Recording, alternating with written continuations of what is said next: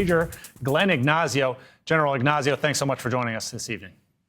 Great to see you. Thank you. These Houthi strikes are the first major military action of Trump's second term in office, but it's a continuation, so to speak, in a series of U.S.-led strikes against the Houthis going back over a year.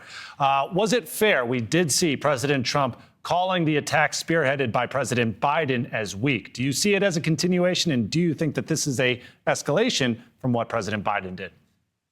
I think it's much forceful and, apolitical in my approach. But before it was a lot of words, and then action to sort of back something up. Whereas we see with the current administration, President Trump, that actions are taken against Houthi rather quickly, rather aggressively. The other thing is he says that this is a sustained operation where we can have aircraft sitting on alert, sitting and hold. And if they see a target, they can go out and take it. So that is going to be the sustainment. So I believe that this is much more of an increase, much more forceful, and its words and actions tied together rather quickly. So definitely an escalation and much different in execution. Yeah, and we're seeing it potentially escalate even further. Earlier today, National Security Advisor Mike Waltz went on to say that the U.S. would consider hitting Iranian targets inside of Yemen, saying all options are on the table. What does that mean to you, and could this be a further escalation to a broader conflict?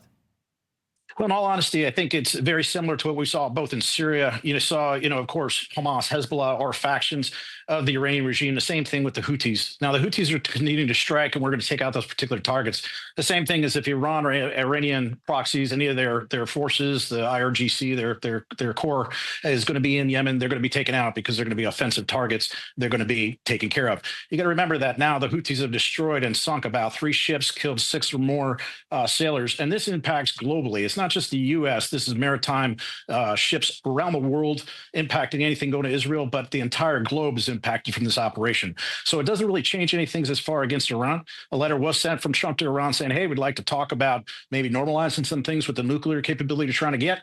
But if Iran is going to back up Yemen and be in Yemen in that confines of that area, they are a target.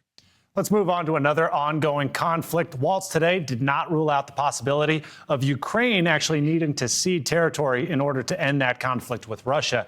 Ukraine has been on the record saying that option is a non-starter. How can ceasefire talks actually move forward that way? Yeah, they can. I mean, this is where I think it's best is that we finally have dialogue where we saw so many years, and being in Ukraine myself, I hate to say it, but face value, we haven't seen much change until recently. And so by President Trump being involved and in the middle, we finally have dialogue with Putin, which we haven't had.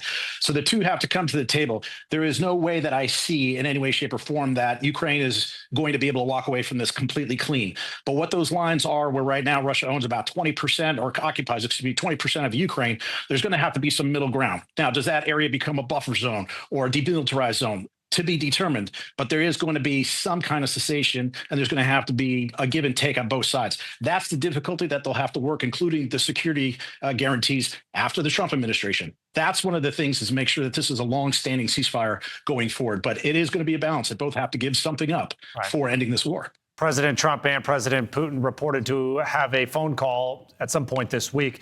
What kind of tone does President Trump need to take with President Putin? I think they're rather direct. I mean, they've had this rapport for some time. But one of the things we have to watch out, and I think Secretary Rubio was great about this, is that things are not done in a particular press conference. But what we have to do, and this is where a lot of people react, is now Putin has to look on the international stage that he's not losing. So when people say Trump's placating him, well, there's a reason for that. Putin, cannot look like he's seceding or losing face value for both Russia and internationally. It's just that ego. That's the type of profile he is. Right. So I think it's going to be very direct conversations between them, and they really have to come to the table. And honestly, Putin and Zelensky do not get along. So Trump being in the middle is about the best. And I think he's going to be the mediator in the middle of this to balance this out. Retired Air Force Major Glenn Ignazio, thank you so much for joining us tonight. You bet. Take care of yourself.